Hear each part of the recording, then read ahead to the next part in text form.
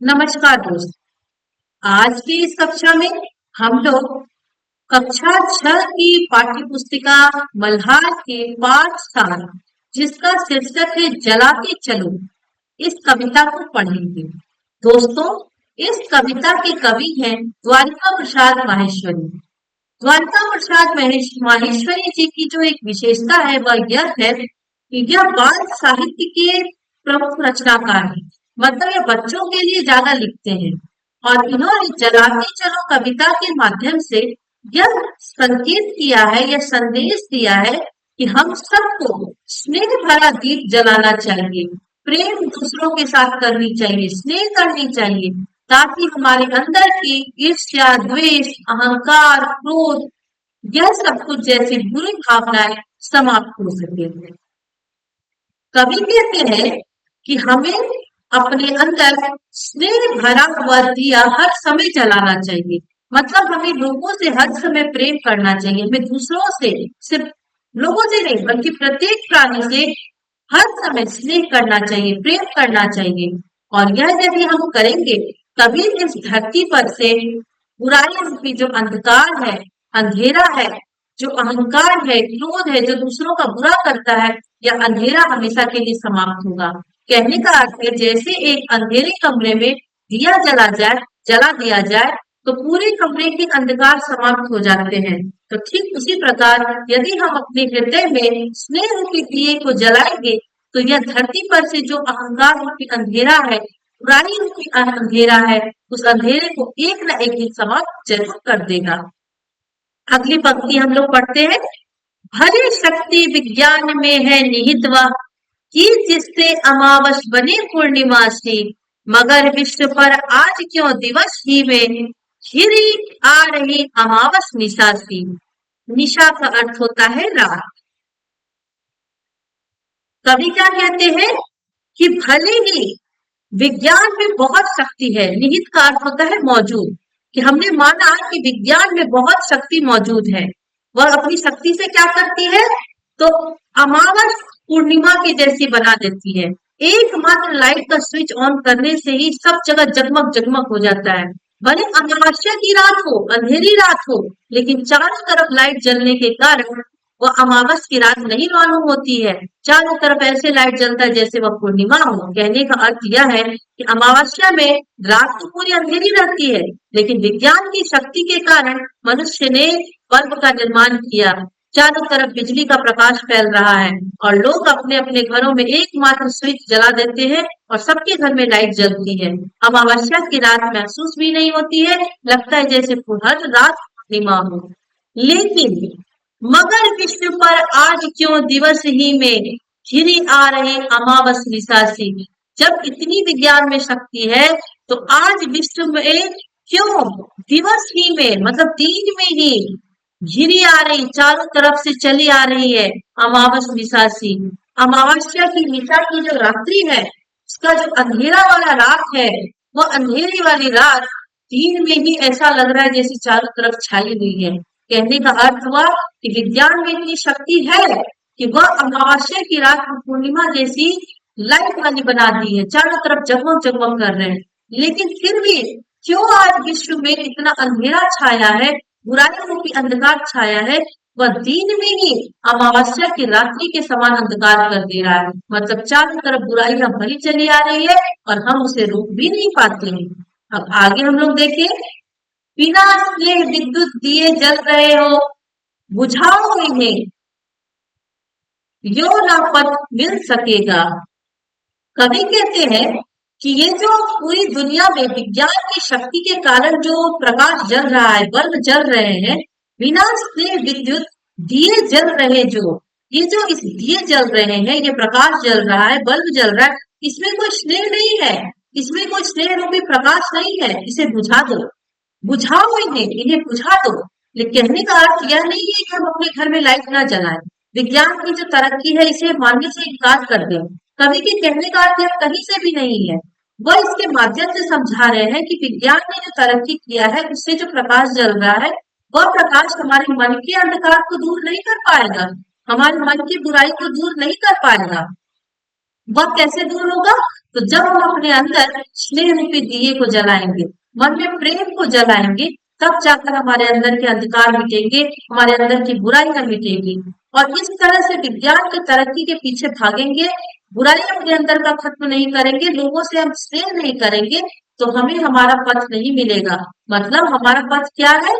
हमारा पथ है सच्ची तरक्की का, वास्तविक विकास का।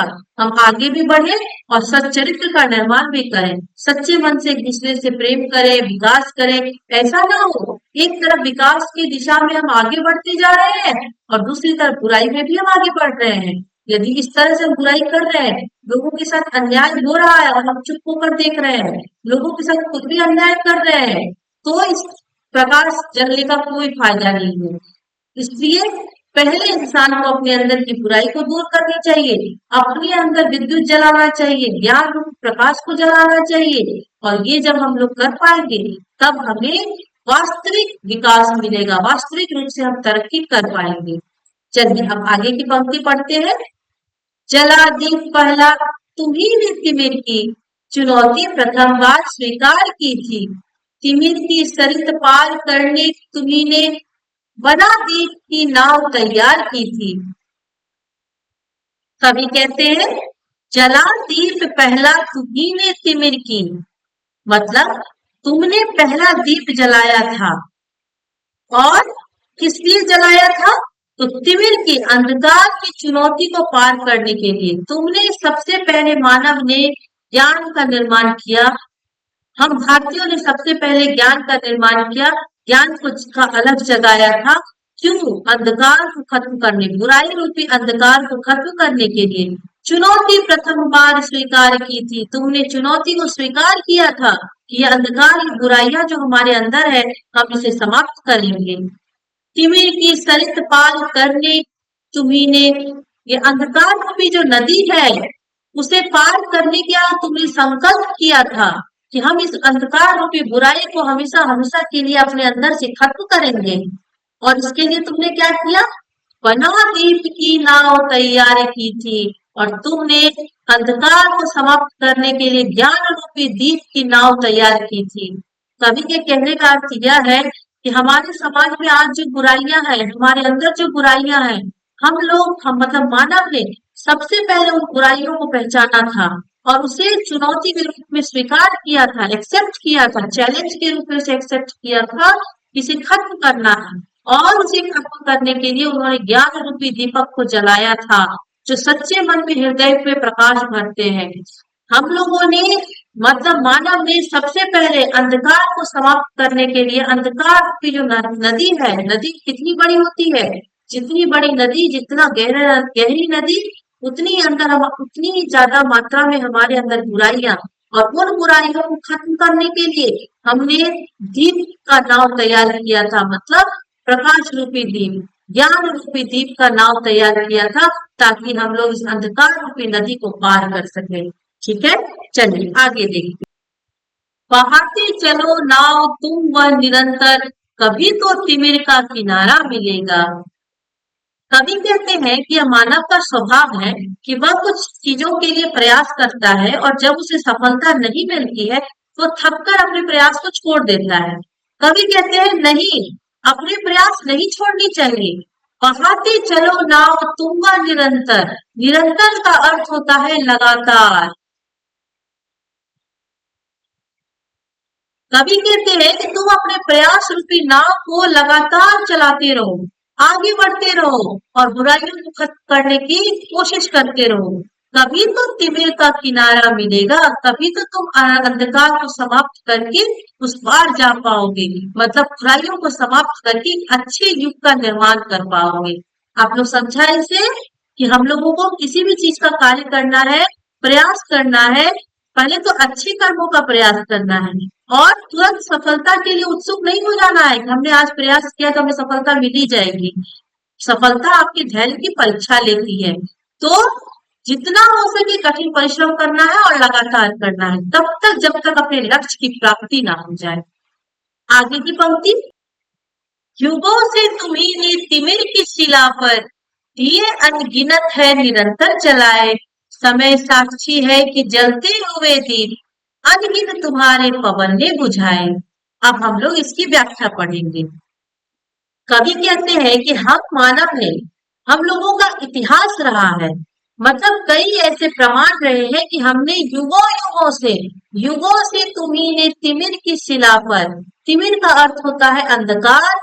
कवि कहते हैं कि तुमने अंधकार की शिला पर, मतलब उसके पत्थर पर तुमने युगों युगों से दीप जलाए हैं, प्रकाश फैलाए हैं, मतलब अपने साथ हो रहे अन्याय के विरुद्ध तुम लड़े हो। दिए अनगिनत है निरंतर जलाए, तुमने अनगिनत, जिसकी गिनती ना हो सके, तुमने अनगिनत दीपक जलाए हैं, और कब तक जलाए? निरंतर, लगातार जलाए हैं, ताकि तुम्हें तुम्हारे लक्ष्य की प्राप्ति हो सके। मतलब कहने का अर्थ है कि अपने अंदर की बुराइयों को खत्म करने और समाज में फैले बुराइयों को खत्म करने के लिए युगों युगों से इस बात का प्रमाण रहा है कि हम मानव ने उस अंधकार को समाप्त करने, उस बुराइयों को समाप्त करने के लिए उसकी शिला पर दीप जलाया है, मतलब उसके चौखट पर जाकर उसे ललकारा है, बुराइयों को खत्म करने की कोशिश की है। और इसके लिए हमने अनगिनत निरंतर दीप जलाए हैं, लगातार हमने दीप जलाए हैं, हमने कोशिश किए हैं। समय साक्षी है कि जलते हुए दीप, समय, हमारा जो समय बीता है यह इस बात का गवाह है। साक्षी का अर्थ होता है गवाह। यह इस बात का गवाह है कि जलते हुए जो दीप रहे हैं उसे अनगिन तुम्हारे पवन ने बुझाए। हमने जो अनगिनत दीप जलाए हैं उसे बहुत सारे पवन आए, अनगिनत पवन आए और उसे बुझा दिए। यहाँ पर देखिए बच्चों, यहाँ पर जलते हुए दीप ना तो जलते हुए दीप का प्रतीक है, ना पवन हवा का प्रतीक है। कहने का अर्थ है बहुत सारे बाहरी आक्रमणकारियों आए जिन्होंने हमारे ऊपर अत्याचार किया, हमारे ऊपर जुल्म करने की कोशिश की, हमें अपने अनुसार चलवाने की कोशिश की, लेकिन हमने क्या किया? उनका डट कर सामना किया। तो कवि ने कहा कि जब हमने लगातार दीप जलाए, हमने लगातार प्रयास किया बुराइयों को खत्म करने का, तब इस बात का गवाह है कि बहुत सारे पवन आए, अनगिनत पवन आए और दीप को बुझाए। मतलब बाहर से बहुत सारे लोग आए जो हम पर जुल्म किए, हमारे प्रयास को रोकने की कोशिश किए, लेकिन हम नहीं रुके। ये इस पंक्ति का अर्थ।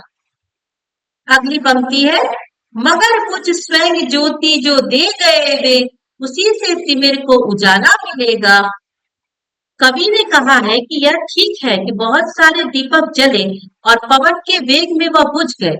मतलब बहुत सारे ज्ञानी हुए जिन्होंने ज्ञान देने की कोशिश की और समय के दबाव में आकर वह इस दुनिया से चले गए, या किसी ने उन्हें परेशान किया, ज्ञान के रास्ते से हटो।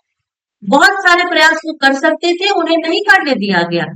लेकिन मगर बुझ स्वयं ज्योति जो दे गए वे, मतलब बहुत सारे लोग थे जो ज्ञान की ज्योति को दे गए और अधिक नहीं दे पाए, उससे पहले वो दुनिया से चले गए, लेकिन वो जितनी ज्योति दे गए, जितना ज्ञान वो दे गए, वे उसी से तिमिर को उजाला मिलेगा और उनके उसी ज्ञान के कारण अंधकार को उजाला मिलेगा। हमारे अंदर की बुराइयां, समाज में फैली हुई बुराइयां समाप्त होगी। मतलब हम लोगों को प्रयास करना नहीं छोड़ना चाहिए। प्रयास हम लोगों ने किया, कुछ हद तक सफल हुआ, आगे वो सफल नहीं हो पाया, जितना भी दूर तक सफल हुआ वह सफलता बहुत काम आएगी। बहुत सारे ज्ञानी हुए, जितना ज्ञान वो दे सकते थे उतना ज्ञान उन्हें देने का समय नहीं मिला, लेकिन जितना ज्ञान उन्होंने दिया वह बहुत ही मूल्यवान है।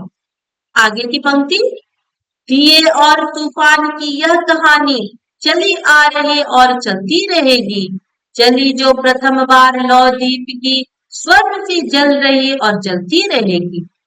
कवि कहते हैं कि दिए और तूफान की जो यह कहानी है कि दिया जलता है और तूफान उसे बुझा देता है, यह कहानी वर्षों वर्षों से चली आ रही है और चलती भी रहेगी। कहने का अर्थ है कि ज्ञानी लोगों ने जो प्रयास किया है, उनके प्रयास को कई बार मुसीबतों ने आकर, बुरे लोगों ने आकर समाप्त करने की कोशिश की है।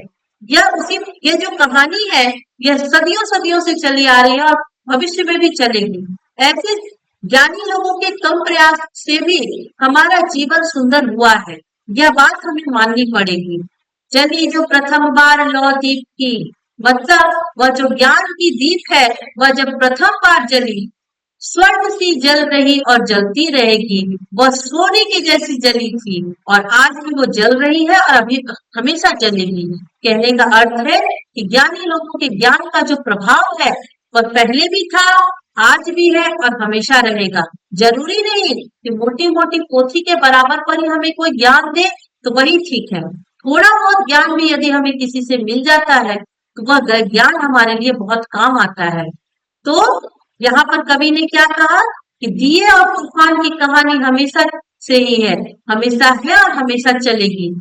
लेकिन जो प्रथम बार जली थी, मतलब प्रथम बार हमें ज्ञान मिला था, वो सोने की जैसी थी, मतलब वो बहुत सुंदर थी, वो बहुत मूल्यवान थी और वह सब दिन जलती रहेगी, मतलब वो सब दिन हमारे लिए मूल्यवान ही रहेगी। रहेगा धरा पर दिया एक भी यदि, कभी तो निशा को सवेरा मिलेगा। यहाँ पर कवि कह रहे हैं, द्वारिका प्रसाद माहेश्वरी जी कहते हैं, यदि इस धरा पर, मतलब इस धरती पर एक भी दिया यदि जलता रहा, यदि एक भी ज्ञानी मनुष्य रहे, उनके अंदर का ज्ञान हमें प्रकाश देता रहा, यदि एक भी मनुष्य के अंदर ज्ञान रूपी प्रकाश है, वो सही और गलत समझता है, कभी तो निशा को सवेरा मिलेगा। निशा का अर्थ रात, मतलब अंधकार, मतलब बुराइयां। कभी तो यह बुराइयां समाप्त होगी और हमें सवेरा मिल पाएगा, सुबह हो पाएगा और हमारे जीवन में एक अच्छा दिन, एक सुंदर दिन, ज्ञान वाली दिन आ पाएगी। ये रहा कविता का अर्थ। तो आप लोगों को यह वीडियो कैसा लगा? पूरी कविता अच्छे से समझ में आई तो? अगर नहीं समझ में आई हो तो आप लोग कम से कम ये वीडियो 2 बार जरूर देखिएगा। वीडियो 2 बार देखने के बाद आप लोग कविता पढ़ना भी सीखेंगे और कविता के अर्थ आप लोग को बहुत अच्छे से याद हो जाएगा। चलिए, आप लोग कमेंट बॉक्स में कमेंट करके मुझे बताइए इस कविता का शीर्षक क्या है। कविता का शीर्षक बताएंगे। मैं देखना चाहती हूँ कितने बच्चों को याद है और साथ ही साथ इस कविता के कवि कौन। ये 2 प्रश्न का उत्तर आप लोग कमेंट बॉक्स में कमेंट करके मुझे बताइएगा। यह वीडियो यहाँ समाप्त हुआ, आज की क्लास समाप्त। आप लोगों को मेरा वीडियो अच्छा लगा तो इसे लाइक करें, फीडबैक में कमेंट दें और मेरे इस वीडियो को अधिक से अधिक लोगों तक शेयर करें। जल्दी से जल्दी मेरे चैनल को सब्सक्राइब करें ताकि मेरी अगली वीडियो सबसे पहले आप लोग तक पहुंचे। धन्यवाद बच्चों।